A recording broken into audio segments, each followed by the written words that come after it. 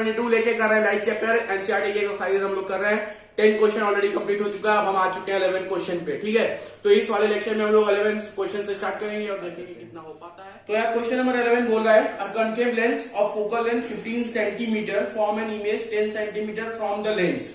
How far is the object placed from the lens, draw the ray diagram. सीधा सीधा मतलब हमें ये कि हमारे पास एक कनकेव लेंस है, तो कनकेव लेंस का रे डायग्राम है।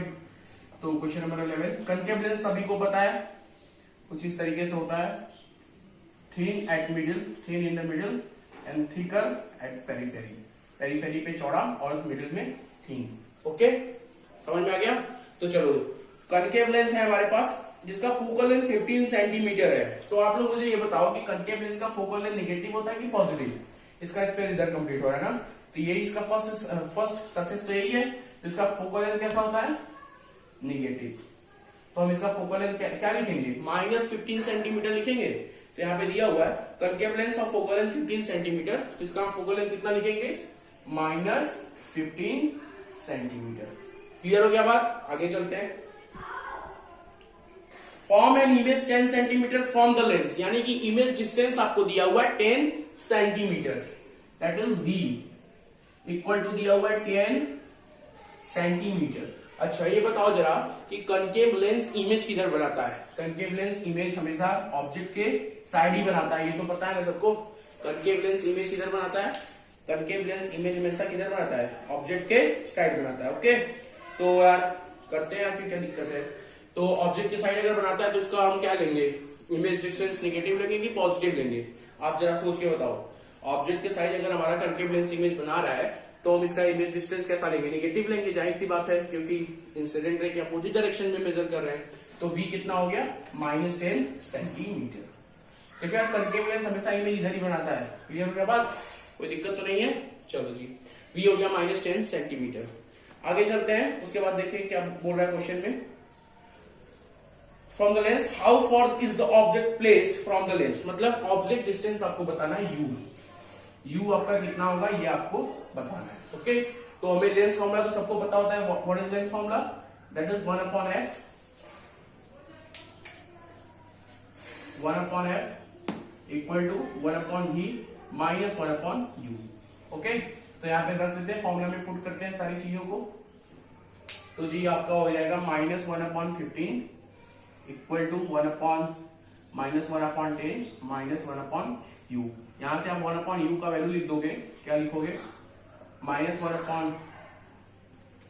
इसको ऐसे लिख देंगे हम लोग 1/15 माइनस 1/10। ये -1/15 इधर जाएगा तो 1/15 हो जाएगा, -1/10।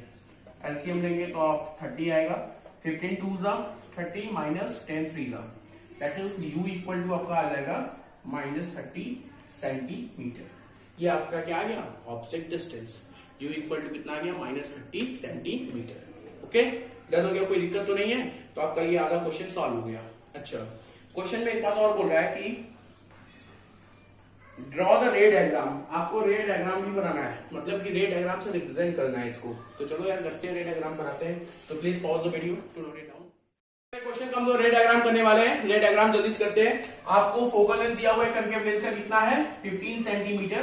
रे डायग्राम के हमें साइन का कोई जरूरत नहीं होता, हमें पता है। ठीक है, अच्छा जी, इमेज डिस्टेंस आपको पहले ही पता हो गया कितना है, इमेज डिस्टेंस कितना था, जल्दी से बताएंगे इमेज डिस्टेंस कितना था। क्वेश्चन में देखते हैं, इमेज 10 सेंटीमीटर, तो इमेज डिस्टेंस आपका था 10 सेंटीमीटर। ऑब्जेक्ट डिस्टेंस आपने न्यूमेरिकल से निकाला, कितना आया है, 30 सेंटीमीटर। तो जल्दी से करते हैं, देखो ऑब्जेक्ट 30 है, फोकल लेंथ 50 है। तो पहले लेंस बना लेते हैं हम लोग। कनकेव लेंस हमारा कुछ इस तरीके से बनेगा।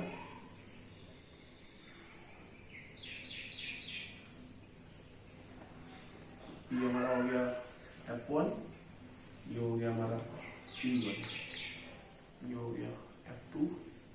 आप लोग मेजर करके कंडीशन से बनाएंगे ना 3-3 सेंटीमीटर के डिस्टेंस पे।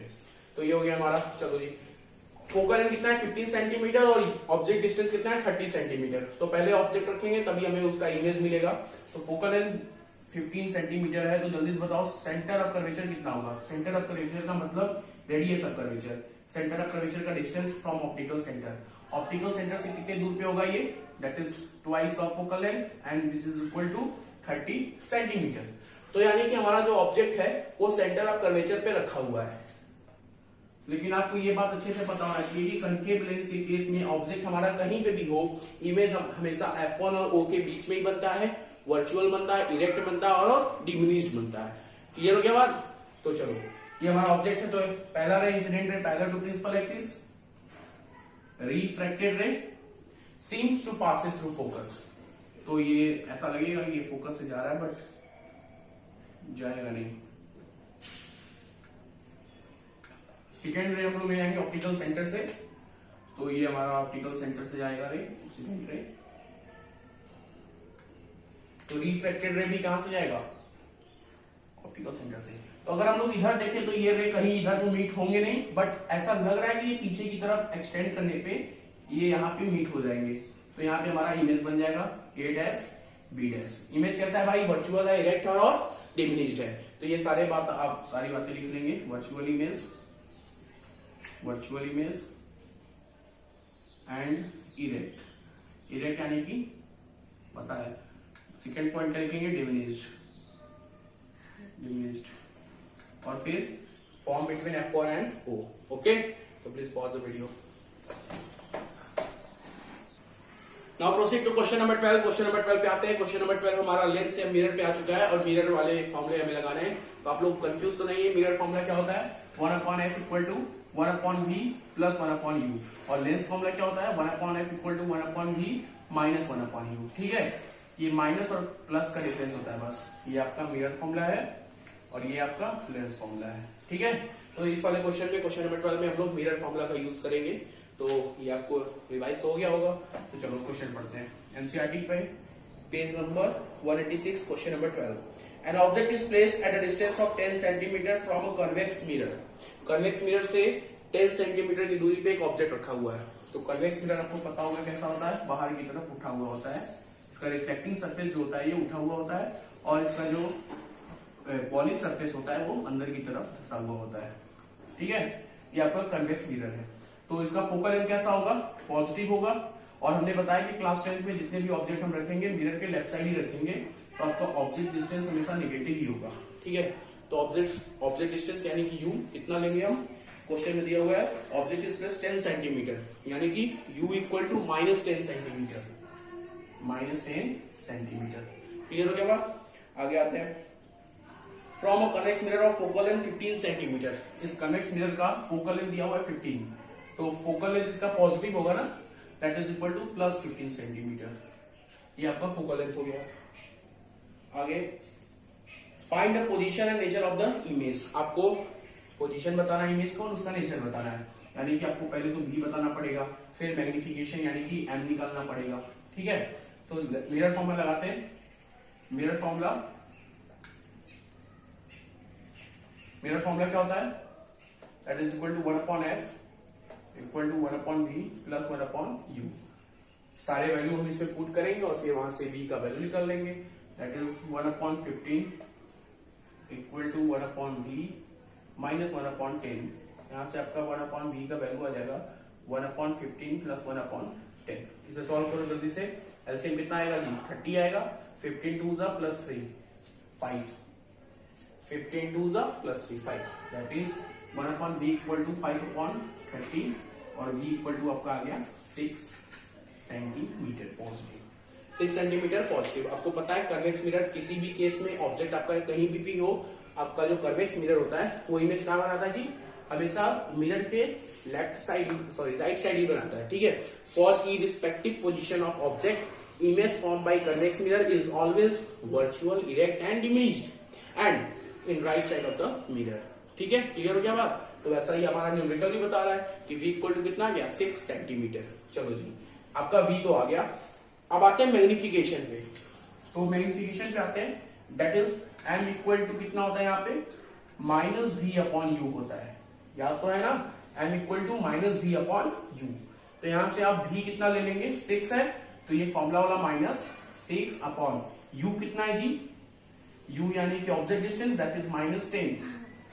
तो 6/10 को सॉल्व करेंगे 3/5 which is always less than 1। तो m जो है आपका 1 से कम है और साथ में m जो है आपका वो पॉजिटिव है। तो एम का साइन का मतलब क्या होता है, अगर मैग्निफिकेशन का साइन पॉजिटिव है इसका मतलब इमेज हमारा कैसा है, वर्चुअल है। और मैग्निफिकेशन अगर 1 से कम है इसका मतलब इमेज का हाइट जो है वो ऑब्जेक्ट से हाइट से कम है।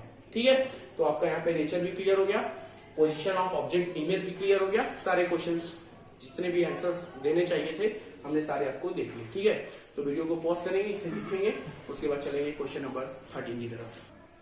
क्वेश्चन नंबर 13 पे आ गए। क्वेश्चन नंबर 13 क्या बोल रहा है, सभी लोग पढ़ते पहले। The magnification produce by plane mirror is +1, what does it mean. मतलब magnification produce by plane mirror, plane mirror से जो इमेज हमारा बन रहा है वो +1, मैग्निफिकेशन इक्वल टू +1। दो बातें ध्यान में आनी चाहिए यहाँ पे, प्लस का मतलब क्या होगा और 1 का मतलब क्या होगा। ठीक है, तो सबसे पहले हमें मैग्निफिकेशन का एक्चुअल फॉर्मूला पता होना चाहिए। What is the formula for magnification, that is equal to I/O, where I is stand for image height and O is stand for object height। Clear हो गया बात। I का मतलब क्या होता है, इमेज हाइट, और O का मतलब क्या होता है जी, ऑब्जेक्ट हाइट। ठीक है, बोला है कि प्लेन मिरर से जो इमेज बन रहा है उसका मैग्निफिकेशन +1 है, तो +1 का मतलब ये हुआ कि I/O कितना हो गया, 1 के बराबर हो गया। यहां से आप मैथ थोड़ा सा भी जानते हैं तो यहां से ये लिख देंगे कि I = O, that is image height is equal to object height.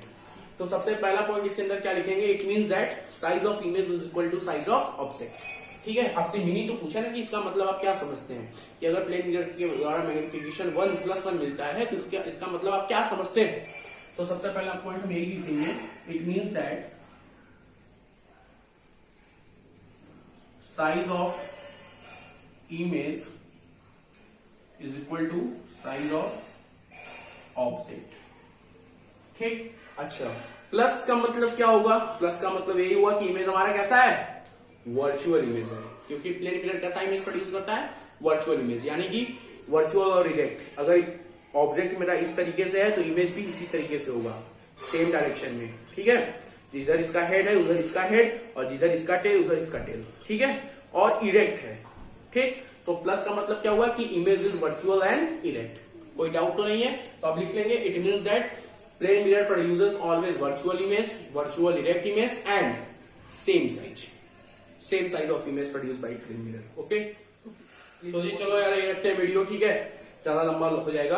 अगले लेक्चर में हम लोग 14, 15, 16 और 17 क्वेश्चन को करेंगे। ठीक है, तब तक के लिए यही रखते हैं वीडियो, और मैं अगला वीडियो जो हमारा आएगा ये वाला क्वेश्चन कराने के बाद हमारा जो नेक्स्ट चैप्टर शुरू होगा वो इलेक्ट्रिसिटी होगा, करंट इलेक्ट्रिसिटी। ठीक है, क्लास 10 का ही करंट इलेक्ट्रिसिटी बहुत आसान चैप्टर है, बहुत मजा आएगा। उसमें भी सारे एनसीईआरटी के interest question, example plus NCERT के एक्सरसाइज भी मैं कराऊंगा, क्योंकि सीबीएसई बोर्ड में इससे बाहर कुछ भी नहीं आता। ठीक है, तब तक टेक केयर एंड जय हिंद जय भारत।